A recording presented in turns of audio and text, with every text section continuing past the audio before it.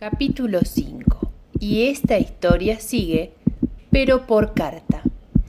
Y podría decirse que es precisamente aquí donde empieza la segunda parte de esta historia.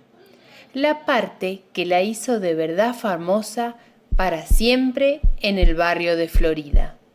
Porque fue entonces cuando empezó el asunto ese de las cartas.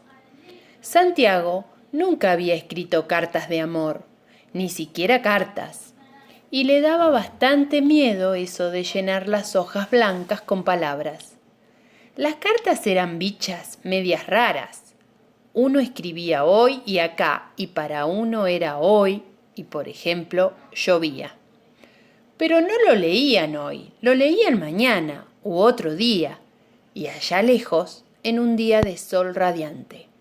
Santiago tenía miedo de que, con tanto viaje, las palabras se le marchitaran, que se le pusieran viejas. Por eso, la primera carta de amor de Santiago Verón fue muy breve. Te extraño mucho, decía, y se olvidó de la firma. La segunda fue más larga. Teresita, ¿cuándo vas a volver? Siempre me acuerdo de tus ojos largos. Cuando seamos grandes, vamos a ir juntos a Singapur. Te lo prometo. Santiago.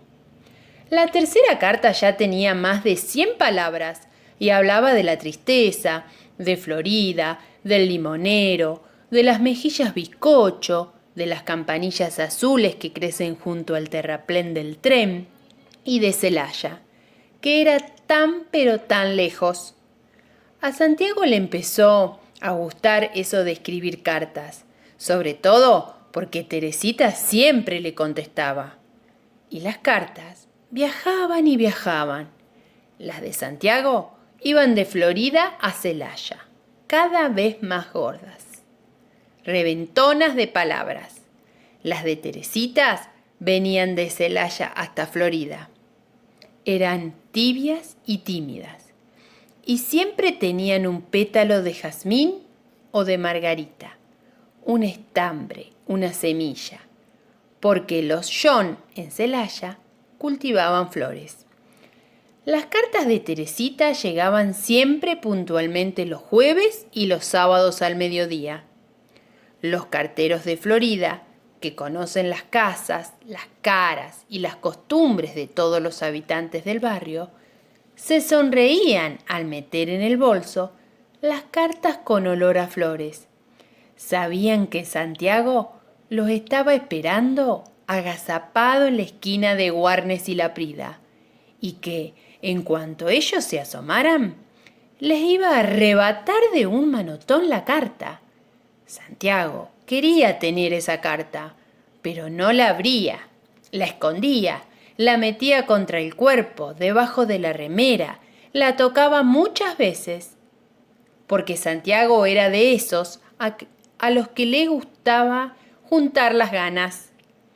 Después sí, en un rincón y solo la leía 1000 veces esa carta. Tantas que podía repetir palabra por palabra, punto por punto, lo que Teresita de Celaya le escribía. Y el amor por carta creció mucho. Todo el mundo sabe que a los amores les hace muy bien las cartas. Santiago sentía que quería a Teresita más que a nada. Sentía que quería mandarle muchísimo y de todo, y era por eso que sus cartas crecían, engordaban, se volvían cada vez más anchas y más pesadas. A veces llevaban 20 o 30 hojas llenas de palabras y dibujos. Otras veces llevaban un corazón recortado o una pulserita de hojas. Pero después empezaron a llevar muchas cosas. Santiago quería mandar a Florida hasta Celaya y quería que Celaya llegase hasta Florida. Por eso se ponía contento cuando recibía pétalos y estambres y un puñadito de tierra o una hormiga. Y él, por su parte, empezó a mandar cosas, objetos, pedacitos, mandó pelusas, pajitas, botones, fotos, lápices, diminutos, pañuelos, una media galleta. Cuando quiso mandar la baldosa, tuvo algunos problemas.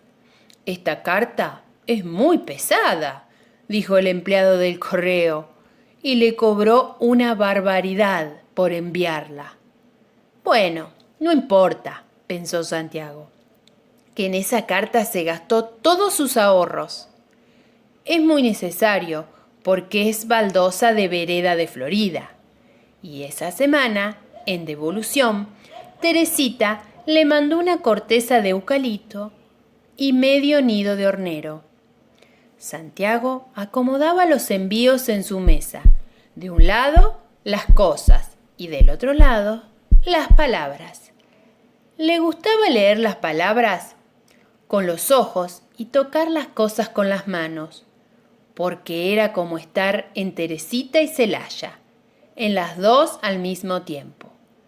Esta tarde encontré un pájaro carpintero, decía la carta, y Santiago, entre tanto, tocaba despacito la corteza. Lo cierto es que cuando empezó a terminarse el verano, ya Santiago no tenía tiempo para nada que no fuese escribir y mandar cartas. Escribir palabras, buscar objetos y encerrarlos en los sobres le llevaba todas las tardes y todas las mañanas. «Mirá que pronto empezás el secundario», le decía el papá, mientras lo ayudaba a empaquetar lo mejor posible una remera gastada y un pedazo de tortilla de acelga que había sobrado del mediodía. «Santiago, sos muy exagerado», y Santiago se sonreía pensando en la cara de Teresita cuando se comiese la tortilla y se durmiese con la remera gastada debajo de la almohada.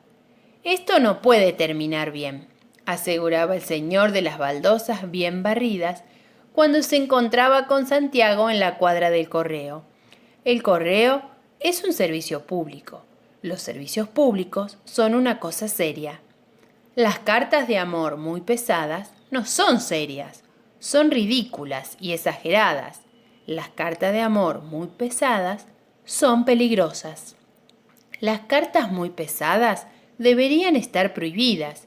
Y cuando él terminaba de razonar, su razonamiento razonables, ya Santiago había despachado su carta número 25. Y fue precisamente después de la carta número 25 que a Santiago le empezaron a entrar unas ganas especiales, diferentes, porque se acercaba el mes de marzo, y en el mes de marzo cumplías años Teresita Young. Y los cumplía en Celaya, lejos. Santiago sintió de pronto ganas de hacerle un gran regalo. Una carta de veras gorda y grandes y pesadas, quien no entrase en ningún buzón, que ocupase medio camión de encotel, que tuviesen que llevarla en andas 3 carteros. «Faltan 15 días», dijo Santiago, «y hay que empezar a preparar el sobre».